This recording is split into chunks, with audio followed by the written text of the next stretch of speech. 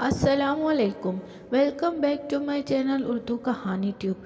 دوستو، آج میں آپ کے لیے پراسرار شام کا بقیہ حصہ لے کر آپ کی خدمت میں حاضر ہوئی ہوں، لیکن اپنی کہانی شروع کرنے سے پہلے آپ سب سے گزارش ہے، اگر آپ نے ہمارے چینل کو اب تک سبسکرائب نہیں کیا تو پلیز سبسکرائب کر دیں اور ساتھ میں لگے بیل آئیکن کے بٹن کو بھی آن کر دیں تاکہ ہماری ہر نیو آنے والی ویڈیو کی نوٹیفیکیشن بر وقت آپ کو ملتی رہے۔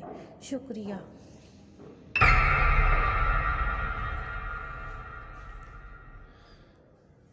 نانا اسماعیل کے گھر میں ایک نیم کا گھنا درخت بھی تھا جس کی کئی شاخیں تھیں۔ ان شاخوں پر لگنے والی چھوٹی چھوٹی نیم کی گٹھلیاں، جنہیں بچے نیم کی نسبت سے نمولیاں کہتے تھے، ان گٹھلیوں میں بچوں کے لیے بڑی کشش ہوتی تھی۔ بچے صبح صبح گھر کا دروازہ کھلا دیکھ کر گھر میں گھس جاتے اور زمین پر پڑی پکی ہوئی گٹھلیوں کو اپنی جھولی بھرنے لگتے تاکہ انہیں وہ چوس کر آم کا مزہ لے سکیں۔ ذرا سی آہٹ پر بچے گھبرا کر بھاگ جاتے کہ کہیں کوئی ان کی چوری نہ پکڑ لے۔ نیم کے درخت کے پاس کچی زمین ہونے پر جگہ ٹھنڈی ہوتی تھی۔ اس جگہ پر پالتو کتیا آرام کرتی تھی۔ بظاہر وہ آنکھیں بند کیے ہوئے ہوتی تھی اور ایسا محسوس ہوتا کہ وہ گہری نیند میں ہے۔ ذرا سی آہٹ پر چونک کر آنکھیں کھول دیتی تھی۔ اس سے باتیں کرنے پر اس طرح سے سنتی جیسے وہ ہماری بات کو بڑی توجہ سے سن اور سمجھ رہی ہے۔ ایک بار کتا مار مہم چل رہی تھی۔ کتوں کو زہر دے کر ہلاک کیا جا رہا تھا۔ والدہ محترمہ نے کتیا کو مخاطب کیا کہ آج باہر نہیں جانا، کتوں کو زہر دے کر ہلاک کیا جا رہا ہے۔ اس نے والدہ محترمہ کو ایسے دیکھا کہ جیسے وہ ان کی بات کو سمجھ گئی ہے اور اس روز پورا دن گھر سے باہر نہیں نکلی۔ نیم کے درخت کے سامنے ایک لکڑی کا تخت ہر وقت بچھا رہتا تھا جس پر بچے کھیلتے تھے۔ بڑے بھی گرمیوں میں ہوا کھانے کو بیٹھ جاتے تھے۔ نیم کا درخت میرے لیے بڑی کشش کا باعث تھا۔ میں نیم کے درخت پر آنے والے پرندوں میں مینا، کوئل، طوطا، چڑیا، چیل، کبوتر اور فاختہ سمیت مختلف پرندے اس پر آ کر بیٹھا کرتے تھے۔ میں انہی پرندوں کو دیکھ دیکھ کر خوش ہوتا تھا۔ ان پرندوں میں چڑیا ایسا پرندہ ہے جو زمین پر دانہ چگنے کو آ جاتی تھی۔ میں نے بچپن میں چڑیا کو پکڑنے کی بہت کوشش کی لیکن وہ کبھی ہاتھ نہیں آئی۔ ایک دن صبح کے وقت میری والدہ پڑوس میں گئی ہوئی تھی۔ میرے بڑے بھائی محمد سلیم، محمد جمیل، بہن جمیلہ اور پڑوسیوں کے بچے صحن میں کھیل رہے تھے۔ ہم چھوٹے بچے تخت پر بیٹھے ہوئے انہیں دیکھ رہے تھے۔ اچانک کمرے کے ساتھ چھوٹا کمرہ جو رات میں باتھ روم کے طور پر استعمال ہوتا تھا، اس سے چوزے کے چیخنے کی آواز آنے لگی۔ ان دنوں گاؤں میں لوگ بکرے، بکری، مرغے، مرغیاں، خرگوش اس لیے پالتے تھے کہ اچانک مہمان آ جانے کی صورت میں انہیں ذبح کر کے مہمانداری کر سکیں۔ گھر میں چیز ہونے پر کوئی پریشانی بھی نہیں ہوتی تھی۔ ہمارے چوزے چھوٹے کمرے میں دانہ چگ رہے تھے۔ وہاں سے چوزے کی آواز آنے پر میرے بھائی سلیم نے دیکھا کہ کوئی چیز چھوٹے سوراخ میں سے چوزے کو اندر کھینچنے کی کوشش کر رہی ہے۔ اس نے فوراً سے چوزے کو پکڑ کر باہر کی طرف کھینچا۔ چوزے کے ساتھ اس کو کھینچنے والا وہی کالا سانپ تھا۔ سانپ شدید غصے میں تھا۔ وہ تیزی سے میرے بھائی سلیم کی طرف لپکا مگر بچوں نے سانپ سانپ کا شور مچا دیا۔ میرا بھائی، جس کے سانپ کو دیکھ کر اوزان خطا ہو گئے تھے، بچوں کے شور پر اسے حوصلہ ہوا اور باہر کی جانب لپکا۔ دوسرے بچے بھی سانپ سانپ کہتے باہر نکل گئے۔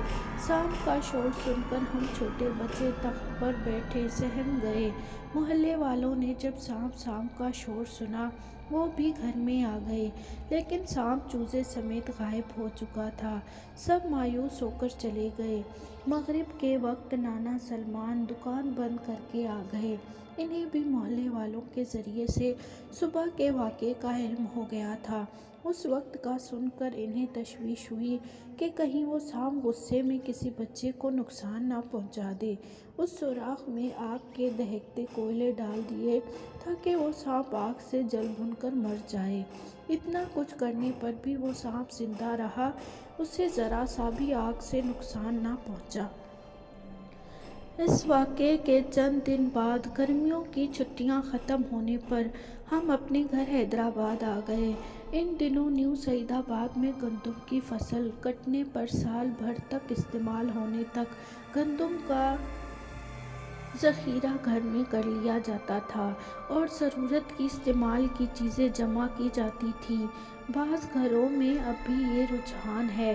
اسی طرح انہیں سارا سال چیزیں لانے سے نجات مل جاتی ہے، مدام خراب بھی نہیں ہوتی۔ حسب ضرورت گندم کی چکی میں پیس لیا جاتا تھا۔ میرے نانا حکیم سلمان نے بھی مکان میں سال بھر کا اسٹاک کر رکھا تھا۔ وہ کسی کام سے حیدرآباد آئے تھے۔ دوسرے دن جب وہ نیو سعید آباد پہنچے، انہیں معلوم ہوا کہ رات میں ہمارے نانا کے ان سے 3 گھر چھوڑ کر چوتھے گھر میں رہنے والے 2 بھائیوں شبراتی اور رمضان نے تالا توڑ کر گھر پر قبضہ کر لیا ہے اور مکان سے کسی بھی صورت میں قبضہ چھوڑنے کو تیار نہ تھے۔ پولیس کی مدد حاصل کرنے پر گلی کے لوگ جمع ہو گئے۔ پولیس شبراتی کو گرفتار کر کے لے جانے لگی تو اس نے کلمہ پڑھ کر کہا، یہ گھر اس کا ہے اور حکیم سلمان اس کے پاس رہتا ہے۔ اس پر وہاں موجود لوگوں اور نانا حکیم سلمان نے کلمہ پڑھنے پر اس کو سامان گھر میں موجود رقم سمیت مکان دے دیا اور پھر کبھی پلٹ کر اس مکان کی طرف دیکھا بھی نہیں۔ وہ حیدرآباد میں ہمارے گھر چلے آئے۔ یہیں ان کا انتقال ہوا، لیکن کلمہ پڑھ کر مکان حاصل کرنے والے شبراتی کے گھر پر مصیبتیں ٹوٹ پڑیں اور پریشانیوں نے وہاں ڈیرا جما لیا۔ شبراتی اور اس کا بھائی اس دنیا میں نہیں۔ سنا ہے کہ اب اس گھر میں شبراتی کا پوتا رہتا ہے جو کہ نشئی ہو گیا ہے۔ مکان میں مشکوک لوگوں کی مدد و آفرت رہتی ہے۔ مکان پر ظاہرہ قبضہ عام سی بات لگتی ہے کہ پڑوسیوں نے لالچ میں آ کر قبضہ کر لیا کہ حکیم سلمان کے کوئی وارث ہے نہیں، اس لیے مکان پر قبضہ آسان رہے گا۔ مگر یہ بات سمجھ سے باہر ہے کہ یہ واقعہ اس واقعے کے بعد ہی کیوں ہوا؟ وہ پہلے بھی مکان پر قبضہ کر سکتے۔ سانپ کے بل میں آگ کے کوئلے ڈالنے کے بعد ہی کیوں مکان پر قبضہ ہوا؟ یہ بات آج تک ذہن قبول نہیں کر سکا۔ ایسا لگتا ہے دونوں واقعات ایک دوسرے کی کڑی ہیں۔ سانپ کی ناراضگی کے بعد ہی مکان پر قبضہ ہوا۔ اس مکان پر کیا قبضہ ہوا؟ ہمارا نیو سعید آباد جانا ہی چھوٹ گیا۔ کئی سال گزر جاتے ہیں، نیو سعید آباد آنا ہی نہیں ہوتا۔ کبھی کبھار کسی شادی کی تقریب منعقد ہونے پر ہی گھر والوں کا نیو سعید آباد آنا ہوتا ہے۔